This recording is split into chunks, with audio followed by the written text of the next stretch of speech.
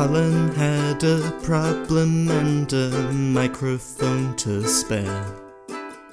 Thomas took it up and so the podcast went to air. For weeks and months they trolled through every single DVD. They've unwrapped all the ones they can and now they're cellulose free. Now they're cellulose free.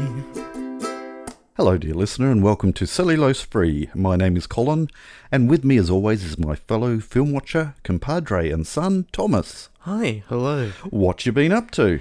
Not a whole lot this week. Just sitting here getting blindsided by a heat wave. A heat wave. Yeah. It's really not that bad. Although that particular bedroom does get warm. Mm-hmm, especially when you have intensive cat barrier protection. You have the door closed. Mm-hmm. So, you've been slack this week? Yep. During this heat wave, I walked 19 kilometres yesterday. So there, take that, you and your heat wave. I must admit that I did get a bit of sun and I glow a little. You may be able to detect that on the podcast as you're listening. Your ears may start burning. Yeah. No, nothing of importance for this opening. I think, especially considering, I think this is a first. Today's podcast is a first in that we are watching a film that Thomas has seen, but I haven't. I feel like it might have happened once. Oh, yes, you're absolutely right. It is not a first. It is a second. This podcast is a second or a third. It is a slight blip in the... It's anomalous. It's possibly normal. Who's to say how many times it'll happen again after this one? Thomas, I haven't seen it. You have. What are we watching today? I've watched it a couple of times actually. It's the Rian Johnson Whodunnit Knives Out. And there's a couple of reasons why we're watching it. It was on Thomas's list of things we need to get through as quickly as possible. Mm-hmm. And it's our little tribute to Christopher Plummer, who passed away recently. And he is in this film, as are a cast of hundreds by the looks of things. Yeah. The other thing I should point out is that I know very, very, very little about this film other than... It is a whodunit. Yeah, that's it. And that it's got a big cast of big names. So, Thomas, because I don't think you even read the plot synopsis last week. Couldn't tell you. Can't remember. Well, in case you didn't, and just for tradition's sake, would you please read the plot... Would you read the back of the case? The circumstances surrounding the death of crime novelist Harlan Fromby are mysterious, but there's one thing that renowned detective Benoit Blanc knows for sure. Everyone in the wildly dysfunctional Fromby family is a suspect. Now Blanc must sift through a web of lies and red herrings to uncover the truth.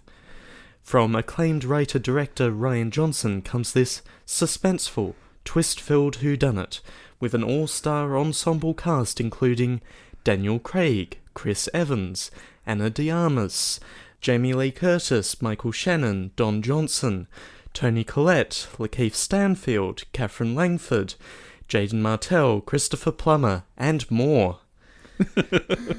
And more. Good. So, a whodunit that sounds suspiciously like it may have a comedic element involved. I don't know. Dunno. The first time that I watched this film, it was the last film that I saw in a cinema. Mm-hmm. For some value of cinema, the State Cinema is a cinema in Tasmania that has a number of theatres ranging from a small but traditional style cinema to some couches and a projector. And this showing was couches and a projector. Right. How many else were in the couches and projector room? Oh, handful. Right. Not many couches. All sharing the same couch? No. Right. No. Did you get your own couch? I did get my own couch. Excellent. Speaking of the State Cinema, that is the first cinema I have any recollection of going to. As a child, I went to see a British Children's Film Foundation film, which the name eludes me at the moment, about the Loch Ness Monster. And I went to see it with Mum, and yes, it was very much a different place then. It was just one big, old, rambling cinema. It was old even when I was there, but they have basically gutted the place and jammed it full of all of these different sized boutique cinemarettes, I guess. And a bookstore?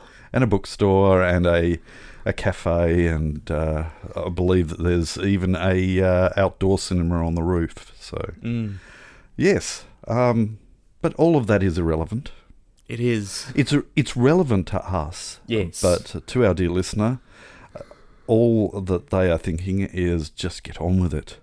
So we're going to. Is the disc unwrapped? Oh, that's right. Is. You've seen it more than once, so you have watched this. I watched it in cinema. Yep. I watched it on Amazon Prime with the in-cinema commentary that Ryan Johnson did when it was still in cinema. Mm-hmm. And I've watched it with the commentary on the disc. The back of the case does say that it has the in-cinema commentary. I haven't found it on the disc, so... it's an Easter egg. Probably. Dunno either. So, Thomas is going to open the case. He's going to take the disc out. We aren't going to watch it on a streaming service, even though it is available on a streaming service, because we need to give the DVD player or Blu-ray player a workout. He's going to pop it into the machine. We're going to watch it, and we'll catch you on the flip side. Turn to side B. Or do you? And who does it? It's you. You do it. You mongrel.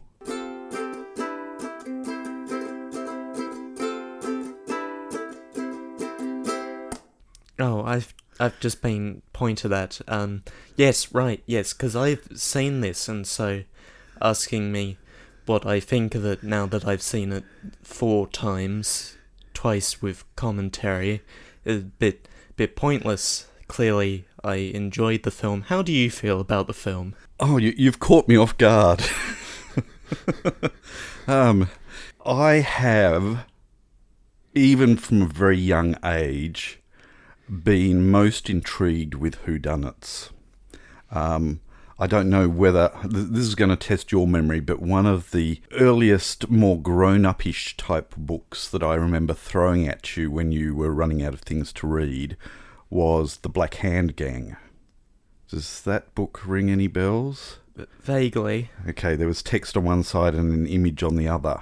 A black line drawing image, and you'd read the adventures of this Black Hand Gang investigative kids, basically, and the text would describe what's going on, and there would be a clue in the image next to that text, and then you'd turn the page and find out whether you'd worked it out.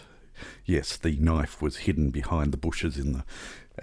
Because you spot it. Okay, so from a very young age, I got that when I was very young, and so have very much been into sort of the whodunit type scene since getting married to Wendy, who is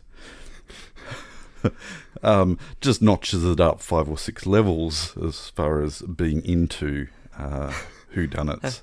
How many crime procedural box sets are counted among our shelves? Exactly. So I'm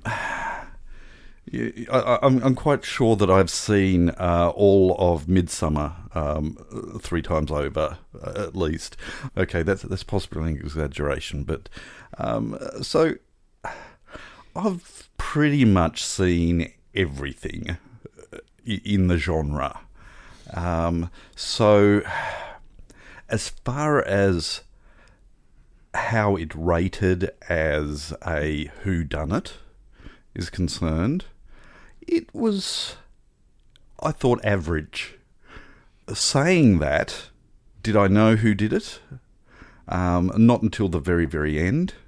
But then there were things that I think they were, I don't know, suggesting that you wouldn't pick up until it happened type of thing. I was a few steps ahead after that.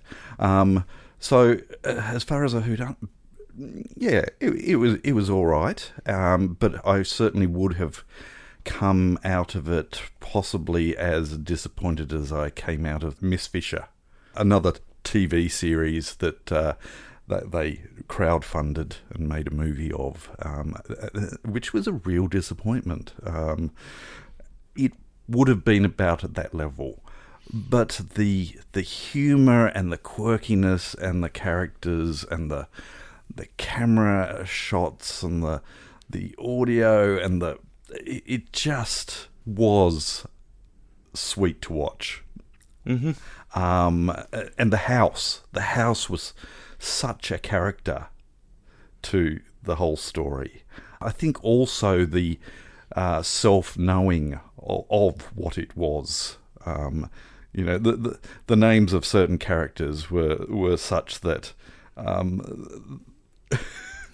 they were having a laugh at themselves. That this is a whodunit, well and truly, and because of that, I'm extremely forgiving of the level of whodunitness. So, where does that put me? It was a roller coaster for me. There were times where I thought I wasn't liking it, and then at just the right time, something would come up and completely redeem it. And then I'd feel, oh, great, yep, good. But then I'd sort of wane again, and then something else would come back and redeem it. And there were enough sudden left turns that... And I am deliberately trying to avoid spoilers because it is a recent movie, and I think it's unfair to give away spoilers to that. But, yeah, enough sudden left turns to keep it fresh, just as I was beginning to wane a little, I guess. I have now watched this film 4 times. I would gladly watch it a 5th or a 6th, because I really enjoy it. And having watched it 4 times, I know the little details, like Chris Evans is really eating those biscuits, and they're quite buttery biscuits. You raise an interesting point, okay? I am keen to watch that again. And I think that is very much worth mentioning to sort of put at ease anyone's trying to suss out what my actual opinion was. Yep, I want to watch that again. Not to pick it apart, but to actually pick up the things that I know that I missed, which is... again, very characteristic of these types of shows, and sorry, I say very characteristic of the whodunits. There are some whodunits that I have watched where the clues weren't there, and so you feel a little ripped off at the end that you couldn't have worked it out because they didn't give you the clues. Thinking back and the way that they laid it out in true Whodunnit style, in true Murder, She Wrote style, and I just absolutely adored that little,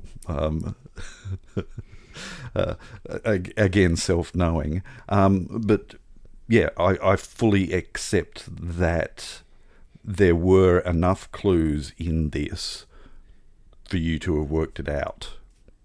And in that case, again, it succeeded. All in all, I did really like that. I don't think I would say I really loved that, but there was enough in it to make me smile and appreciate what was going on. Yeah. Everything left that's there that I want to say would be spoilers, so I won't. Or we can tack spoilers on at the end if you want. Sure. Okay then. I've seen it enough times that I will remember. We don't need to do our usual rigmarole of excellent shuffling them over. Cool, good film, and I do recommend it. I do feel sorry somewhat for the youngest actor, who shall. Oh dear. Yes, who shall be known for yes. Anyway, so that will make you want to go and watch it. Do you have anything else other than spoilers you wish to say? No, I think that's it. All right. Well, let's move on then. The following segment needs a little more time in the oven. It's done now.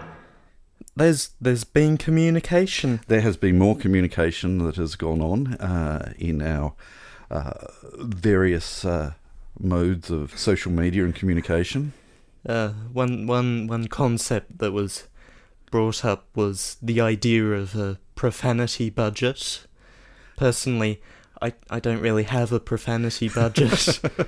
I don't care. Sometimes it gets particularly intense, and then... But as this is a show listened to, as we know, by families... Yes. It's good to have that advisory. That's right. But it has also raised some interest in certain films that have been suggested. That I should... No, I'm going to hold it off until next week as to whether anyone has guessed. There have been some contributions to the Sidney Lumet What's on the Shelf suggestions. And so far, none correct.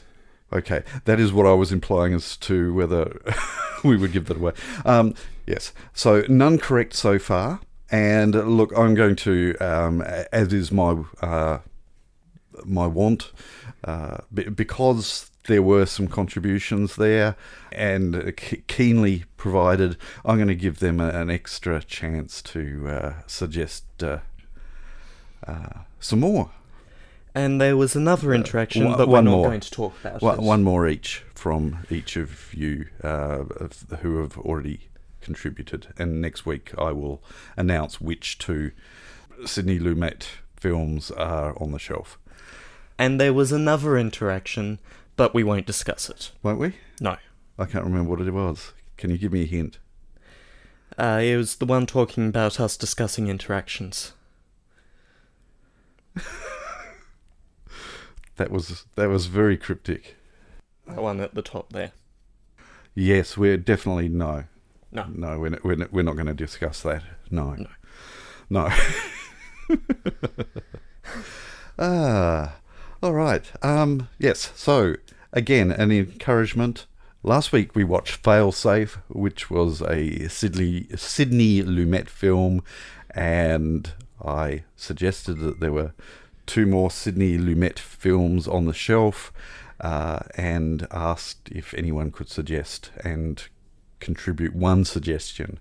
So it's one suggestion each week. If you failed to suggest last week, then you can have 2 guesses. Everyone gets 2 guesses. Just guess, please. Tell me you're out there. And you get a car. Yeah, you get a car. Look under your chair. Everyone gets a car. Okay. Yes. Peace. Okay.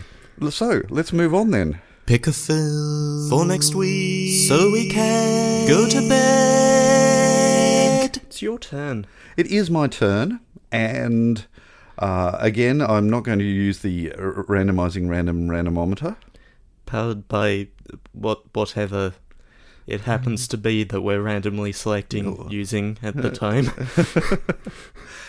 No, there was a film recommended by one of our dear listeners, and I have managed to get my hands on a copy of it, and I think it is wise that we get that out of the way immediately, and I don't mean that in a let's get it out of the way type of thing. I'm quite looking forward to checking out. Keeping concepts fresh in minds and such. That's right. It's the one that's at the top of this collection that I currently have sorted by added to collection. That's what I was about to bring up. So, Thomas, can you tell our dear listener what we are going to be watching next week that I managed to get a second-hand copy of? There is another reason why I want to get this out of the way quickly. It's because it is a second-hand copy, and I think it was a second-hand rental copy, judging from the state of the disc. So, so we'll see. We'll see if we come back next week and are actually watching this film. That's right. Yes. Which is The Life Aquatic with Steve Zissou. Indeed. It's another Wes Anderson film.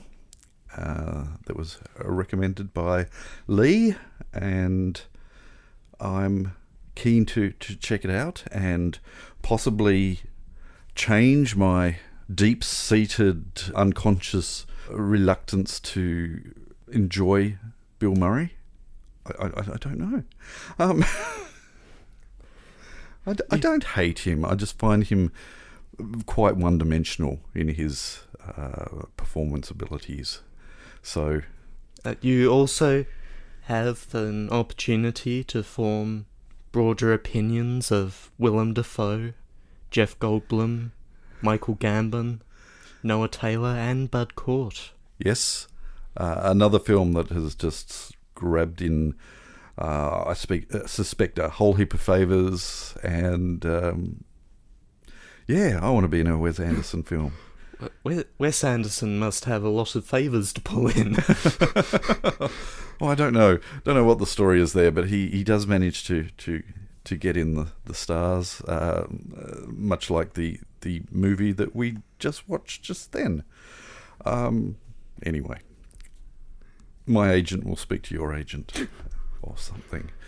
So, Thomas, unlike last week where we managed to completely avoid reading the plot synopsis, I believe, unless my memory is completely failing me, would you be so kind as to read the plot synopsis for The Life Aquatic with, and I always forget the full title. Steve Zissou. Steve Zissou.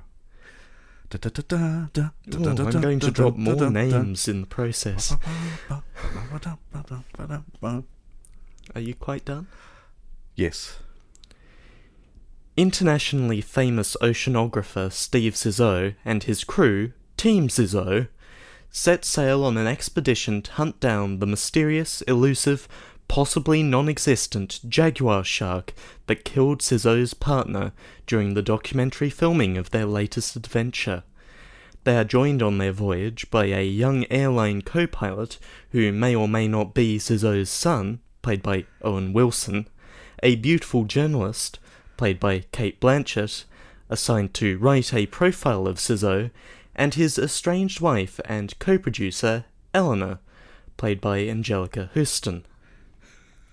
They face overwhelming complications including pirates, kidnapping, and bankruptcy. Oscar-nominated writer-director Wes Anderson has assembled an all-star cast that also includes all those names I mentioned earlier for this wildly original adventure comedy. So there we are. Yes, it's Jacques Cousteau's comedic adventures, it sounds. We shall find out. You haven't seen it? I've not, no. I haven't seen it. It's not still under wraps because, as I mentioned before, it's been well and truly watched by many other people. We hope that you can join us next week when we watch another Wes Anderson film with Bill Murray in it.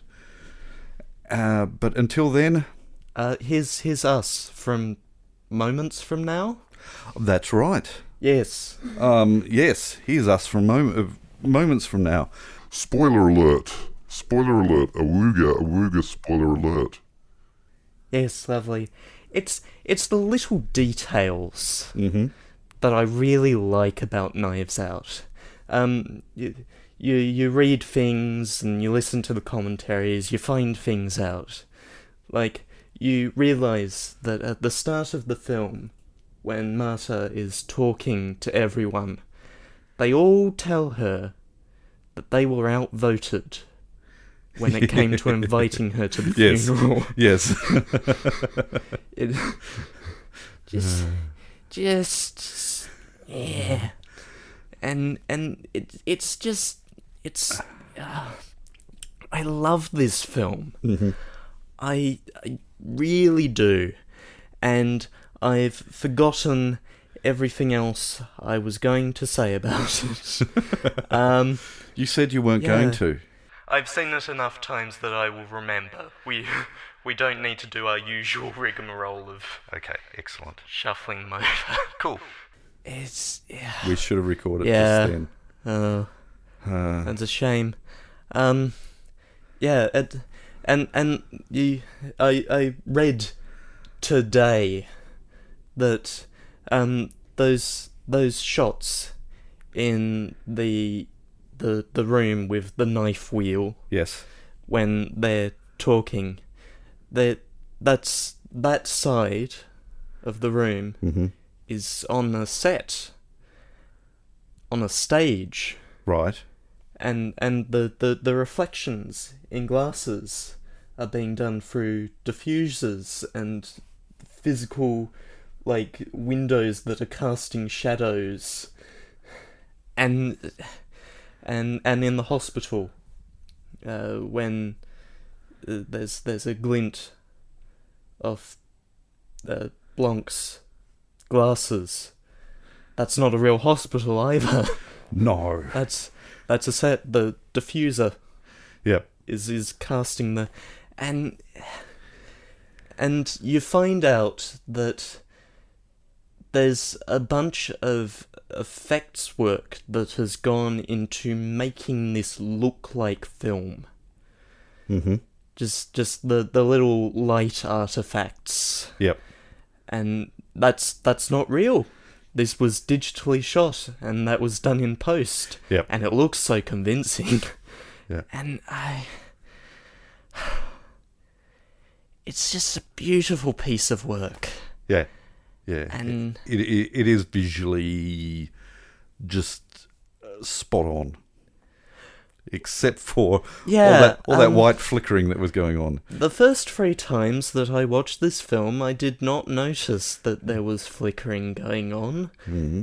And now you can not unsee it. Look, it could be the TV's dying, but I don't think so. It was only certain shots, and it was a bit weird.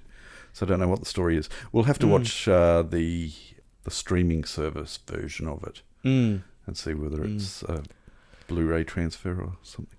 I don't know.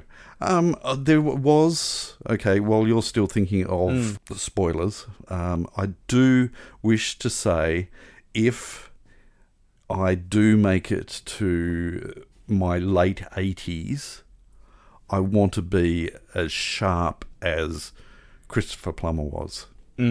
Mm-hmm. because my goodness, he was just absolutely on the ball, and he would have been 88, 89 when that was shot. So yeah, the nuances of his acting were still just spot on. So Yeah. It's I don't know that I actually have all that much left to talk about. It's really just all those details that, having seen the film 3 times and now 4 times, that you notice are building up. yes, all right then. Yeah. So Great. we're back to Yep. me fluffing my farewell, my Yeah. okay. Next week. That was shorter than I wanted. Yes. Mm. You should have made notes.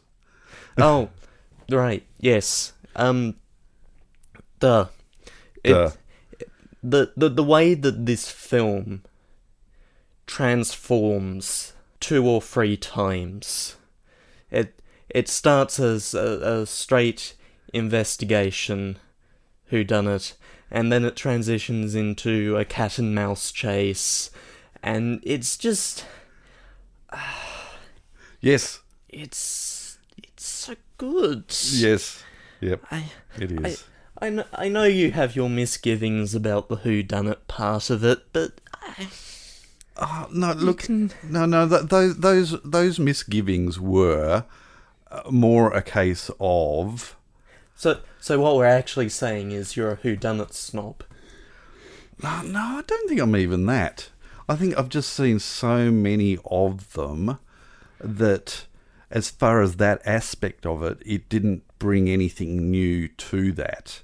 It was average as far as that. I mean, goodly average. It was a solid pass as far as the whodunitness was concerned, but it was brought up a number of notches by the times that it almost went completely off script type of thing, and yeah, was self-conscious of what it was doing, you know, and nods at the camera even of you know, at the end of, and we are in spoiler territory, aren't we? Yes, so, we are. The end of the car chase. The line that was delivered. I'm not going to give away the line that was delivered, but it's true. Yeah, it was. Yeah. That bought it up, but still didn't make it a better whodunit. But it made it a good film. There. Does that? Yeah. Okay. Does that make sense? We can close now. Okay. Please, after all that rambling, we hope that you will still stay with us and join us next week when we watch The Life Aquatic with Jacques Cousteau. Jacques Cousteau. My only point of reference for which is that extra on the Finding Nemo DVD. Yes. Z. Indeed. Because it was a 2-disc. It was, yes. But until then, we'll catch you next time. Bye. You have been listening to Cellulose Free. Your hosts were Colin, who produces and edits the show, and Thomas, who makes the artwork and music. Cellulose Free is recorded in the Deranged Cat Studios in scenic Tasmania, Australia. We keep track of our extensive physical media collection through My Movies, which we highly recommend. You can find links to that, as well as other places you can find us, in the show notes. Cellulose Free is a Hi Hello production.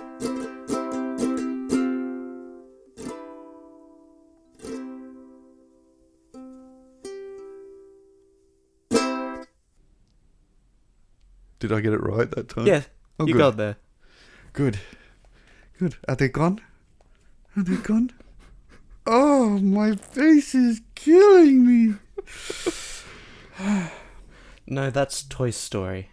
Oh, that's right. It wasn't Finding Nemo at all. No. Always get them mixed up. Toy Story 2? Yes. Yes. Yes.